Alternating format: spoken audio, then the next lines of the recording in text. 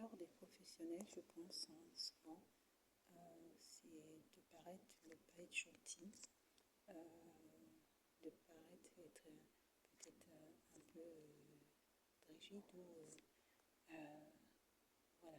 Vous savez, quand on travaille surtout sur des collectifs d'enfants, il y en a souvent qui vont essayer d'avoir l'amitié des enfants.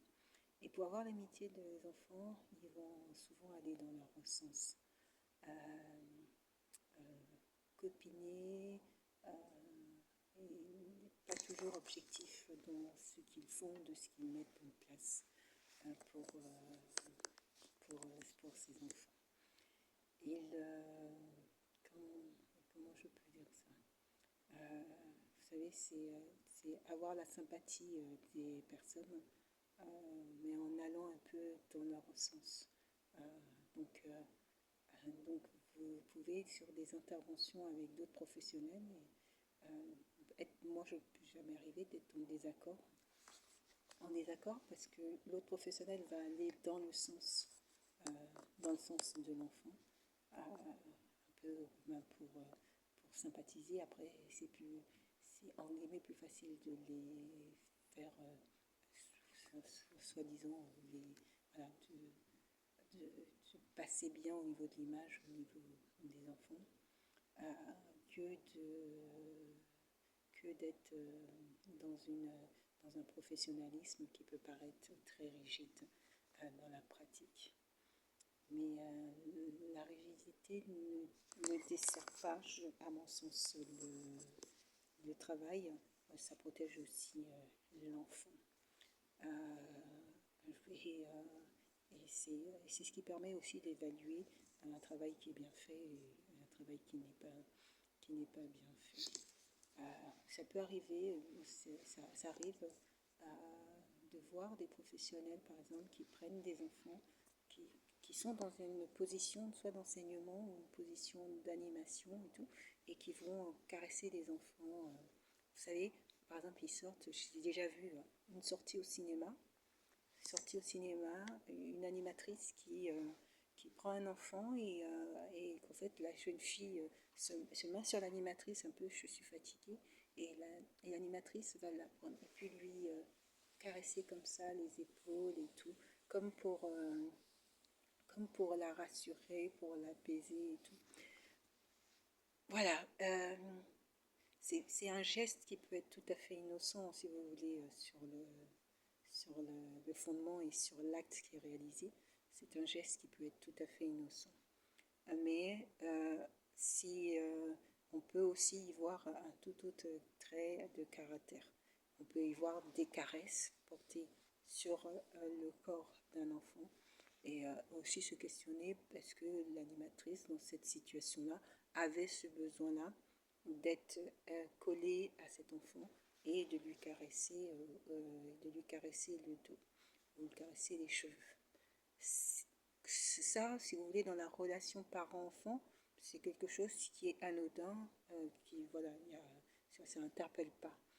C'est il y a aussi la notion de, depuis qu'il est bébé, il y a le sein, il y a voilà, il y a la proximité avec son enfant depuis qu'il est bébé. Donc on n'est pas du tout dans ce schéma-là. Mais lorsque on est dans une position de professionnel, ben, voilà, je pense que même pour les parents qui verraient ça de l'extérieur, je ne suis pas sûre que tous les parents recevraient ou analyseraient la situation de la même manière. Euh, il est possible pour des parents d'en voir un moment banal, d'autant plus s'ils connaissent très bien le professionnel ou la professionnelle, donc ils vont se dire, bon, ce professionnel est proche de notre enfant, donc il n'y a rien d'étonnant. Et puis il y a d'autres parents qui vont dire, quand même, ok, vous êtes soit enseignant, vous êtes un, mais je ne vois pas pour quelle raison vous touchez, entre guillemets, le dos ou les cheveux de manière insistante, pas pour retirer quelque chose qu'on a vu dans les cheveux de l'enfant, mais vraiment pour un moment où son cinéma, il regarde un film, et là, pendant le film, caresse le... Vous voyez? Quand je dis vous voyez, je ne sais pas si vous voyez, mais ce que je veux dire par là, c'est que pour cette animatrice, il n'y avait pas de caractère, il n'y avait pas de caractère à caractère sexuel, euh, mais l'interprétation qu'on peut faire de l'extérieur peut être totalement différente. Et quand on arrive dans des situations où là, là on est là, là, ce que je racontais là, c'est on était en public. Mais vous pouvez avoir des personnes qui vont agir comme ça sur une scène où ils sont seuls avec l'enfant dans un lieu fermé, clos, et ça va questionner. Ça va questionner. Oui, mais elle avait l'habitude de nous caresser les cheveux et tout, nous caresser le dos et tout. Voilà. Si tout va bien, ça pose pas de questions, mais il suffit d'un doute, il suffit d'un doute, et cette attitude-là, qui était banale pour cette animatrice, peut très bien dévier entre, entre des caractères, des caresses à caractère trop sensuel ou avec les enfants. Et cette animatrice peut se trouver peut se trouver mise en défaut pour cette attitude-là.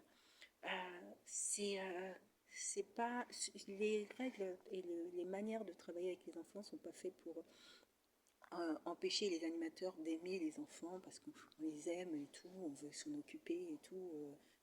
Voilà. Et dans le film qu'on a vu d'ailleurs, Une nuit particulière, le professeur se permet d'aller jusqu'à dire au papa qu'il n'est pas proche de son enfant, qu'il ne lui a jamais dit qu'il ne l'aimait pas, qu'il ne lui a jamais dit qu'il l'aimait. Il a largement, outre, il est accusé, donc comme il est accusé d'un élément dont il a du mal à se départir, il renvoie aux parents ses propres défauts, mais en fait, lui, c'est le parent, alors que l'autre, c'est que le professeur, c'est que le professionnel, et qui doit agir et intervenir dans un cadre bien précis. Ce contact qui peut paraître banal, c'est pas enlever quelque chose dans le cheveu de l'enfant qui va le gêner.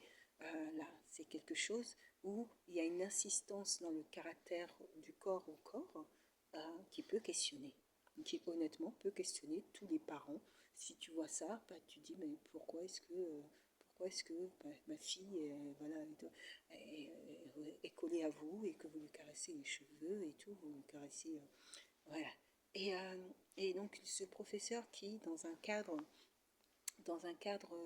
voilà, de surveillance de nuit voit cet enfant qui s'est fait pipi dessus, dans la logique, ce professeur emmène l'enfant avec le groupe, de sorte à lui permettre de pouvoir accéder à la douche et à pouvoir se nettoyer et à calmer la situation par rapport aux autres élèves qui n'avaient pas à l'harceler à ce moment-là. Lui a fait le choix de, de sortir cet enfant du groupe et de l'isoler dans un lieu où il a créé une intimité avec un enfant dont il n'a pas le droit d'avoir d'intimité. Et donc, parce qu'il n'a pas de lien, sauf celui de professionnel avec cet enfant. Et donc, il s'est autorisé sans accord des parents à créer une intimité avec ses enfants. Peut dire ouais mais attends c'est rigide et tout. On peut aussi aimer et il le dit dans le film je l'aime, j'aime votre enfant, et les parents ont été choqués d'entendre ça. Les parents peut-être qu'ils parlaient amour fraternel, mais ça veut dire qu'il est tellement sorti de son poste de professionnel qu'il en est venu à, à, à créer des sentiments de sympathie, de plus que sympathie, hein, d'amour à l'égard d'un enfant dont il sait très bien que ça outrepasse son cadre d'intervention.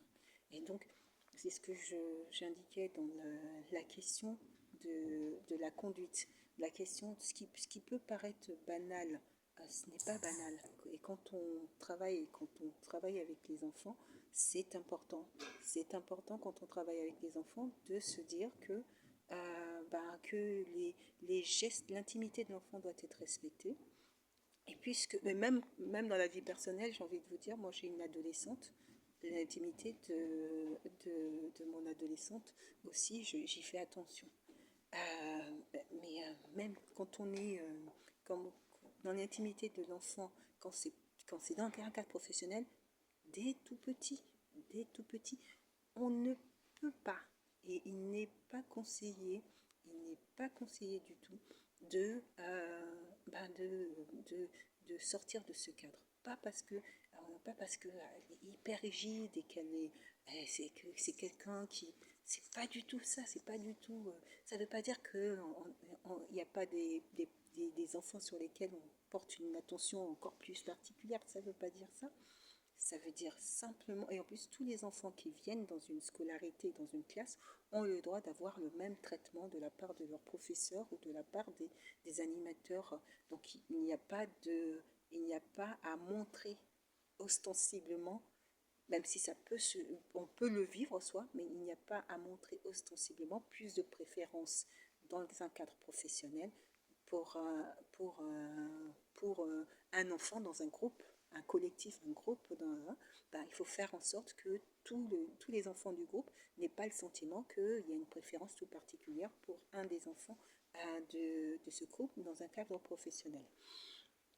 Et donc en fait, c'est ce qui amènerait plutôt à desservir l'enfant plus qu'autre chose. Alors c'est important. C'est important dans la relation. C'est pas une question de rigidité ou de se dire tiens, elle n'a pas de sentiments et tout. Attends, ça protège l'enfant, ça protège l'adulte, ça protège le professionnel, ça protège les parents. Ça protège les parents. Euh, ce que vous prenez comme banal, comme je le disais précédemment, un enfant qui est aux toilettes, on, est, on intervient sur un cadre professionnel. L'adulte n'a pas à regarder. Lorsque, lorsque je travaillais avec les enfants et que j'emmenais les enfants aux toilettes, je tourne la tête, je ne regarde pas l'enfant aux toilettes. Hormis s'il se passe quelque chose, il se met à crier ou quoi. Je ne regarde pas ce que fait l'enfant parce que ça serait le regarder dans son intimité. Certes, il faut être présent pour surveiller qu'il ne se passe rien, notamment quand c'est des tout petits. On ne sait jamais qu'il tombe ou quoi. Donc, on se tient devant la porte, tout, mais on ne regarde pas l'enfant qui est en train d'uriner ou qui est en train de truc. Et l'enfant est censé être propre. L'enfant est censé être propre lorsqu'il arrive, donc il doit être capable de pouvoir se nettoyer seul et il n'a techniquement pas besoin qu'un intervenant, un tiers intervenant vienne l'aider pour le nettoyer, sinon normalement cet enfant ne doit pas être scolarisé. Et c'est une très bonne règle parce que ça évite les malentendus. Ça évite les malentendus. Et nettoyer dans un... Voilà, ça évite les malentendus parce que les parents pourraient interpréter ça comme un peu, vous voyez, comment on appelle ça, les gens qui regardent, qui se cachent pour regarder un peu je pense que vous connaissez le nom, là je ne l'ai pas en tête, mais regarder un enfant qui est aux toilettes, non, l'enfant est aux toilettes, tu tournes la tête et puis tu fais autre chose. Et quand il l'a terminé, tu lui demandes s'il l'a terminé, et là tu regardes et tu vérifies qu'il se lave les mains. C'est pas de la rigidité, moi j'appelle ça du professionnalisme, j'appelle pas ça de la rigidité. Ça protège l'enfant, ça protège de l'ambiguïté, ça protège des malentendus, des sous-entendus, ça protège de beaucoup de soucis, parce que je peux vous assurer que quand on veut vous trouver des problématiques sur l'accompagnement des enfants, on peut vous en trouver plein de problématiques. On peut vous reprocher plein d'éléments. Comme je vous disais, les caresses tout à l'heure, on peut... attendez, pourquoi est-ce que vous permettez devant un film de caresser les cheveux un parent peut vous dire et un parent peut y voir quelque chose de sensuel et de sexuel. Donc, ce n'est pas à faire, ça c'est voilà, ce n'est pas conseillé en tant que professionnel d'avoir ce type de contact avec les enfants. Un enfant qui est aux toilettes, c'est pas conseillé de le regarder. Donc il arrive aux toilettes, il fait ce qu'il a à faire. Le professionnel doit tourner la tête. Il ne retourne la tête que lorsque l'enfant lui a dit oui, c'est bon, j'ai terminé. Oui, c'est bon, j'ai terminé. Sinon, il ne regarde pas. Et comme les enfants doivent arriver et qu'ils doivent être propres, les enfants, l'intervenant n'a pas à toucher l'enfant pour lui permettre d'être propre. L'enfant est censé être scolarisé, il a été admis à l'école parce qu'il est propre. Et donc c'est plein d'éléments comme ça où on va se dire, bah, tiens, ce professionnel est rigide, oui, ce professionnel n'est pas gentil, il n'est pas, ou cette professionnelle n'est pas gentille et tout, l'autre elle est attentionnée, l'autre elle nous, voilà, elle caresse et tout, elle est gentille, elle va dans le temps. Et voilà. Et qui peut mettre aussi, mais moi je, moi, voilà, ce film est super à voir, hein. Une nuit particulière, ce film est super à voir. Il est super à voir parce que c'est tout ce qu'il ne faut pas faire. Ce professeur, à mon avis, avait faux sur toute la ligne. Sur toute la ligne. Et il n'y a pas que pour cet enfant. Je pense qu'il devait avoir d'autres enfants aussi pour lesquels il avait ce comportement-là.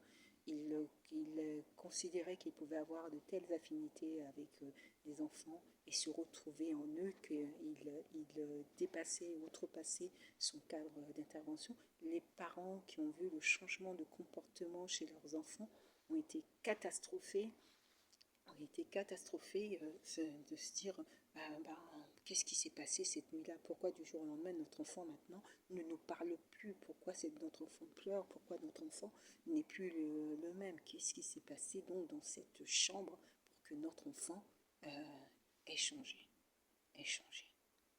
Voilà. Je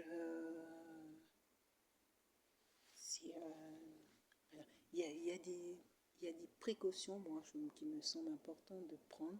Et ces précautions protègent autant l'enfant, honnêtement. On protège autant l'enfant que l'adulte en tant que professionnel.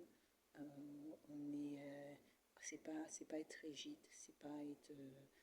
C'est justement travailler avec professionnalisme pour permettre aux enfants, pour les personnes qui sont dans l'éducation nationale ou qui sont, c'est permettre à tous les enfants d'une classe, c'est permettre à tous les enfants d'avoir les mêmes possibilités de réussite.